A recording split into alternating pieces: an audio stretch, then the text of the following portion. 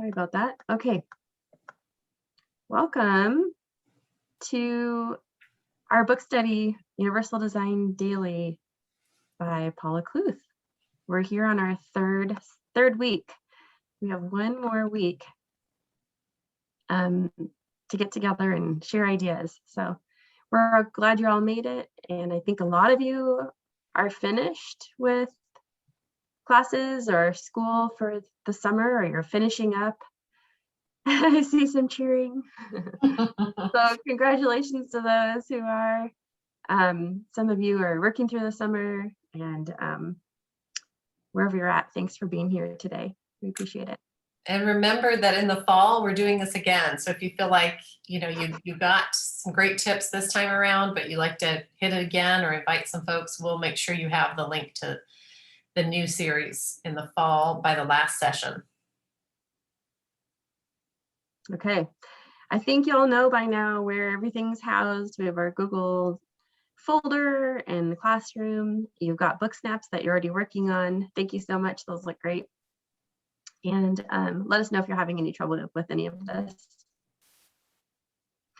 So last week we talked about professional development and had some really nice discussions about PD and UDL. We talked about setting goals for PD, and some may have set some goals, maybe some broad goals of what you want to accomplish next year, maybe something more specific. And I also sent out a document, Kristen, if you want to put that in the chat, that looks like this, because I thought we could gather ideas, because that's what we're all about, right? Is sharing resources and ideas. And if you see a goal you like, maybe you can take it. So I see that a lot of people shared goals here. And I'm just about to get that in the chat right now. Okay. And as you're looking through this, feel free to add your own goal when Kristen adds it in. Or if you'd like to speak up, unmute, and let us know, did you share a goal? Or I'm sorry, did you create a goal for yourself or for your team maybe?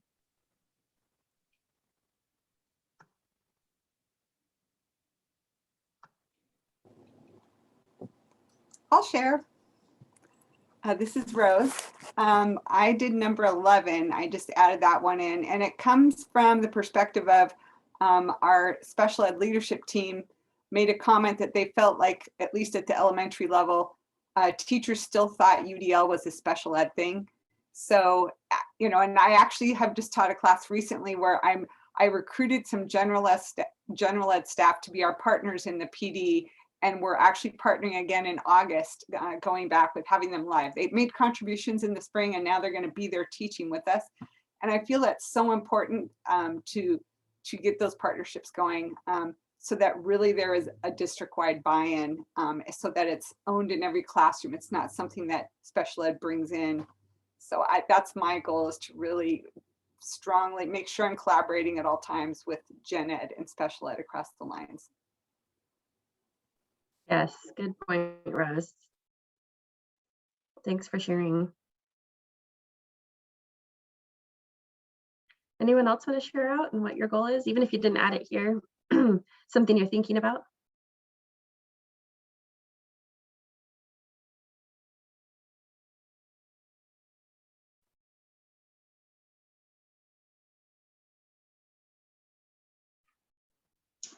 I'll share something. I'm going to be in a couple of schools I haven't been in before. I'm an OT, and my goal is to find at least one teacher who seems to be open to looking at UDL and how I can support that teacher in my role.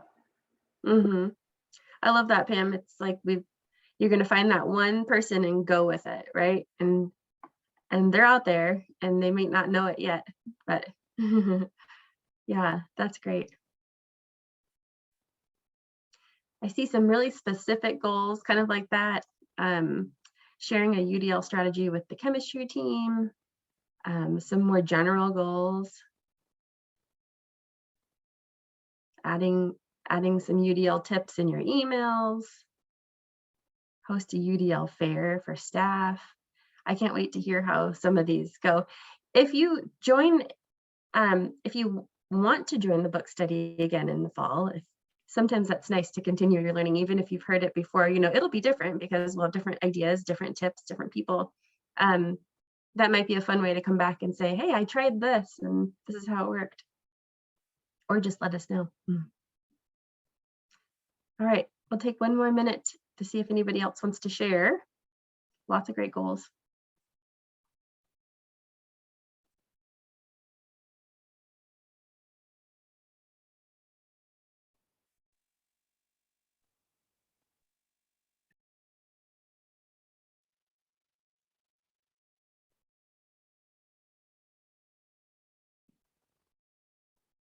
Okay.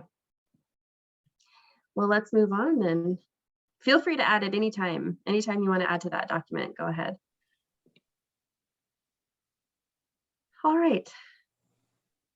So, Kristen, did we want to mention anything on the slide, or just to kind of? I think that's okay. Just remembering that quote from the first session. Okay, so on our third book study here, and we're in the bulk of that section, that is strategies around the 3 principles in UDL. So today is engagement. We have then the next session, action and expression and representation tips. So this whole day session is focused on engagement. And so we know that learners differ in the way they can engage and things that motivate them. We're not going to take a deep dive into engagement. If you want to look at the CAST website and look at the framework and dive into all that they mean by the word engagement, you can do that. But today we're going to focus on those practical tips that recruit interest and help self-regulate, keep learners persistent in learning. And I think, Sari, were we going to start with a video? Yes. And let's just let this speak for itself. And so this is a little mindfulness video that's from a middle school, high school. So we're going to have this experience. Forget your phone, forget your morning, forget your afternoon, forget your evening. Close your eyes and just relax. Everyone around you will do the same. Give yourself permission to slow down and relax.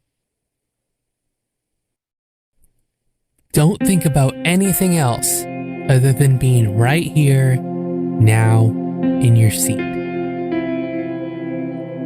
Appreciate the fact that instead of looking at a textbook or learning or memorizing a new fact, we will all take a moment together to sit and focus on who we are right at this moment. With your eyes closed, take a deep breath in. Hold it briefly and exhale slowly.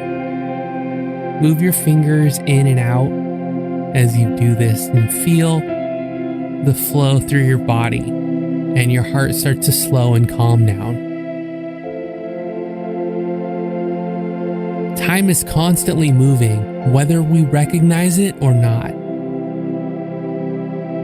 Being able to live in this moment while you breathe slowly gives us the chance to appreciate the life that we have instead of all the other things that rush through our mind about the life we need to have. Focus on your lungs as you exhale slowly as we try a simple visualization. Imagine standing in an open field. You're safe and in comfortable clothes and nothing's touching you on the ground or the air, but you're free to be in this field. What do you see around you? Do you see trees or endless fields? Are there any crops or flowers? Or grass? Do you see clouds in the sky as you take a deep breath in of the fresh air?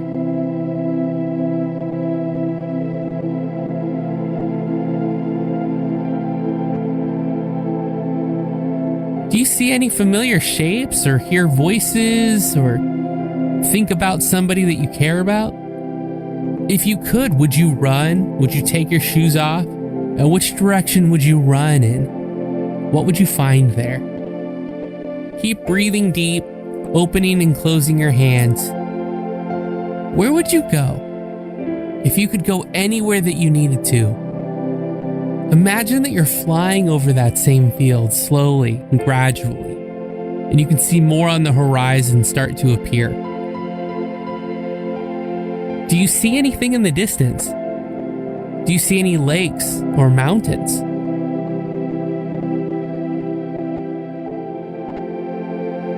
Can you hear the wind whistling past you?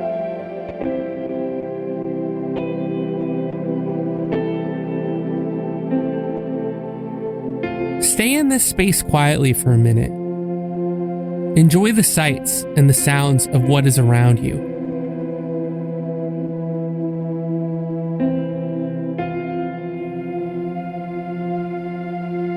Imagine a line of comforting trees or flowers directly in front of you. They wave in the breeze.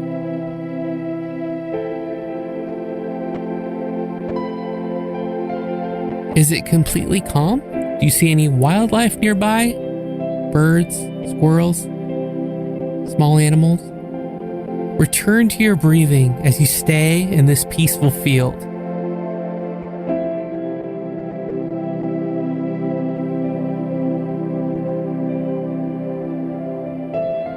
Take 5 more deep breaths. Anything you want to accomplish in this day, this life, can happen. Another deep breath. How can you bring peace to someone else? How can you be the field for someone that you know? What can you do to make someone else's day easier?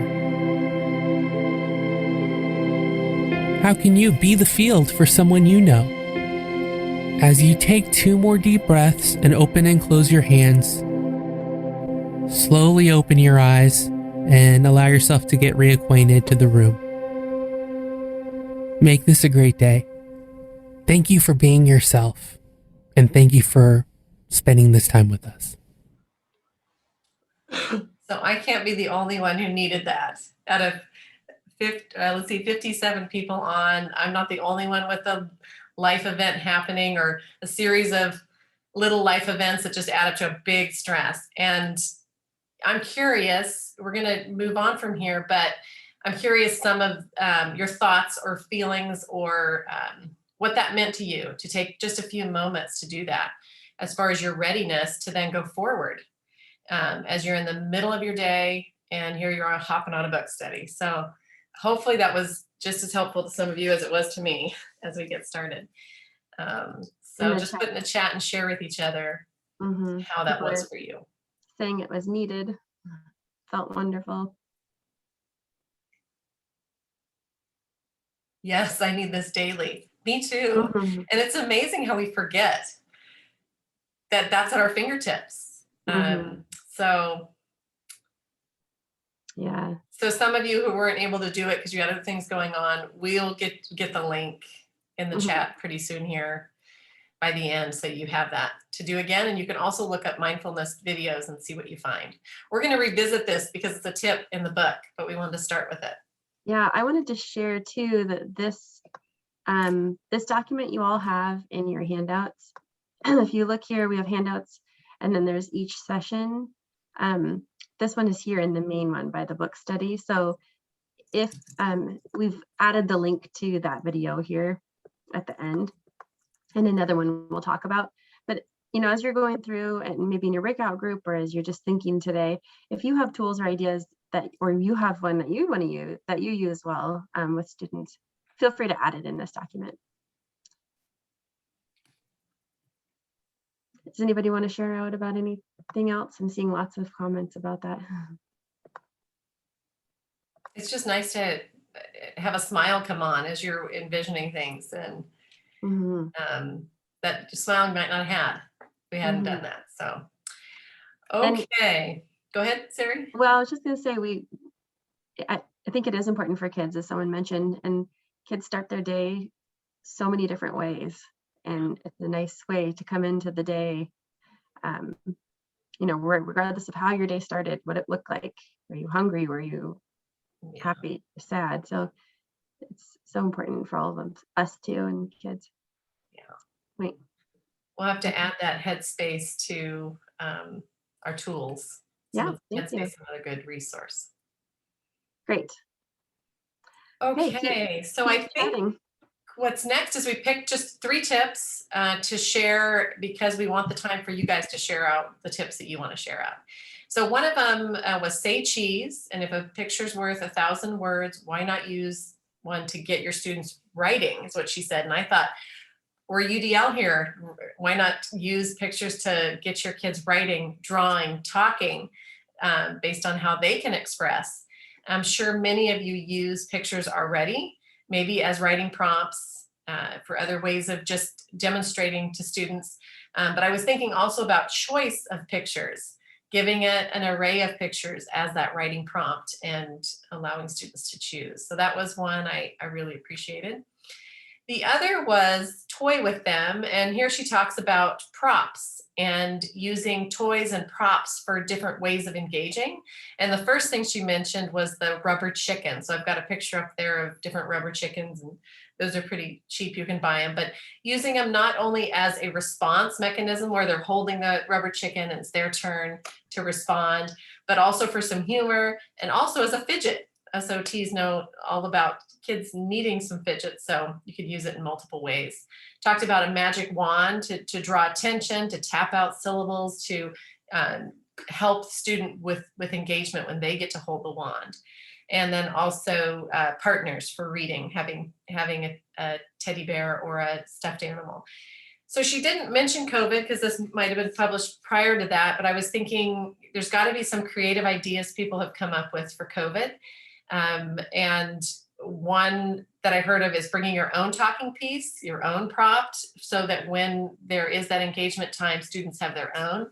But then also in doing yoga recently, there's a time where we are creating our own orb. And so that came to mind. And then I looked it up, and a teacher had come up with that tip for taking that time to develop what is this in your hand? What are you envisioning? This is a mindful activity too, where what's the picture? What's the texture? What's that heaviness? Is it heavy? Is it light? And developing what's that personal item for them, an imaginary orb. And then that's their talking piece when they're engaging. So just some ideas there. And we're going to get to some things that you use as well, but maybe we'll go to the last tip that we chose, Sari. Mm-hmm. Sure. I was just going to comment, Kristen, I like that orb idea because it also kind of brings it in. So it's less, it's more concrete, and students can feel it themselves. They can think about it too. You could imagine it, or you could have it yourself if you have your own. And that can help it's personal too. Mm-hmm. Okay. Personal in a way that they could be describing it, and it matters. And it's not, there's no right or wrong to what yours looks like and what yours feels like. And it matters, and it's yours. And then it's part of how you engage. Okay, so we just experienced this, and how stress and anxiety are horrible states for learning, right? But they're also horrible states for teaching. And so we want to find ways for kids to calm, to get to know their body even. What does that feel like when I'm stressed? What does it feel like when I'm relaxed? And then what are the techniques? Think of our lives and how we don't always learn stress management. And now we're learning as adults, okay, what are these things I can do to help keep that stress down? Why aren't we modeling right within school of what are those techniques? So she mentioned playing music at certain times, and that can also help with the transitions. And get them ready in a readiness state of for learning. Introducing guided meditation and relaxation exercises, deep breathing, that really can make a difference. Allow short walking breaks, and then using low lighting for certain lessons. We were going to do one more of the videos, and also experience this and think about your kids and how they might experience this. This is one that my son picked out as a second grader and shared with his class, and they all loved it.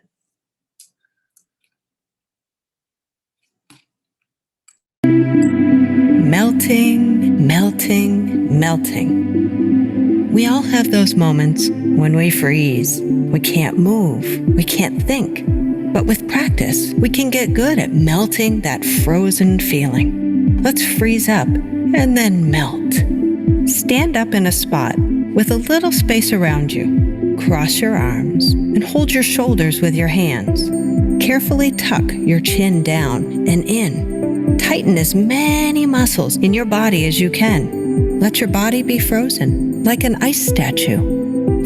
Feet tight, legs tense, belly tight, shoulders up. Now, even make a frozen face.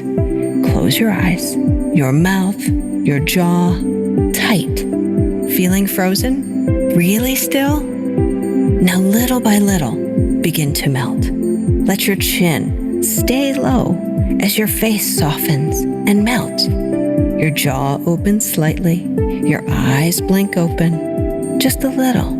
Your mouth and cheeks melt and feel soft. You're melting. Let your shoulders melt and go down. Hands let go. Arms glide down to your sides, melting. Let your legs melt too. Soften and bend. Melt. Try to melt all the way to the floor. Down, down, down. Let yourself be a blob, a puddle on the floor. Melted all the way to soft. Exhale long. Once frozen and tight, and now melted, a little more at ease. Let's do it again. This time, choose your own frozen statue. Be creative. Freeze your arms. Freeze your legs. Freeze your face. Make a funny face if you'd like. Freeze there. Tighten. Freeze, freeze, freeze. You're frozen. Close your eyes or keep them open. Stay frozen for just one more moment. Ready to melt? One icy part of you at a time begins to melt. Face, eyes, jaw, head, chin goes down, shoulders drop, fingers soften and droop, hands too, arms float down. You are melting. Let your legs allow you to melt down to the floor. Melt, melt, melt, droop, settle, and rest. Melted. Try to feel at ease here. Soft. Check in on your body. Is any area still frozen? Notice that tightness. Melt it if you wish. Rest here. Breathe. Eyes are open or closed. Next time you feel frozen, in your mind or in your body, try to melt it away.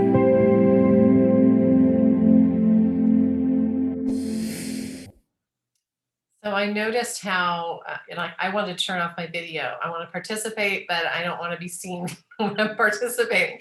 So the other people did that too. And we all have our kind of preferences that way. And that's the same for kids. They're going to have preferences on what works and their comfort level in doing those things. So our reflection questions will kind of get to how are we figuring out what are those preferences and comfort level with things. Okay, melting definitely calms me and makes me aware of my physical tension in the chat. Mm-hmm. Okay, we were going to take some time to reflect on our own first, and then get together for a quick waterfall, and then get together in our breakout rooms to talk about tips and if there's any leftover things you want to talk about with these questions. Mm-hmm. Right. So thinking about what you're already doing for your students, what can you think of examples of engagement that you're offering? Maybe you're doing some of these. We've already had a few examples. Someone saying they play music while the students are writing. We talked about Flipgrid last week. Someone shared that's another engagement strategy. So what are you doing already for engagement? Think about that for a minute. How are you engaging your students? Start to type it into the chat, but don't push enter yet.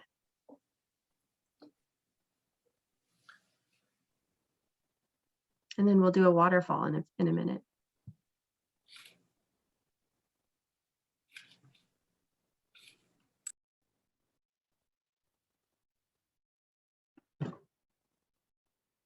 Okay. So hopefully you have an example of something you're doing to engage students. And if you don't, you could put in what you want to do if you can think of something. So go ahead and have that ready in the chat. On the count of 3, we'll do our waterfall and push enter. 1, 2, 3. Go ahead and push enter. Wow, lots of ideas. Choice boards, movement breaks, mindfulness, seating arrangements. Nice. Someone shared interviewing students about their interests and then offering choices, which makes me think about that second question. How do you know that this is engaging for them? But offering choices is a great engagement opportunity. The chat is a great resource we should save and pull out and give to folks, but that would be fun to have an AT chatter on next year and come and bring show and tell of things we use for engagement. AT chatter is where we get together to talk about a topic, but there's nobody really leading it. We all just share. So maybe we'll jot that down to remember. Yeah. Katie mentioned structured time for reflection on a regular basis. And I think that's neat because sometimes we have to learn how to do this. It doesn't necessarily come naturally to everyone. So I think having some practice opportunities is a great idea. Buddies. The floor is lava, that's fun. The wheel of names, that's great. If anybody has that link handy, we can put it in that tools document. Any of this that you want to add, we could add there too. It's great. Allowing kids to collaborate or work independently, depending on how they engage. Great. Okay. Thanks, everyone. I love that waterfall. So we're going to break out into our rooms. And today we're doing 3 different rooms. Oh, thanks for the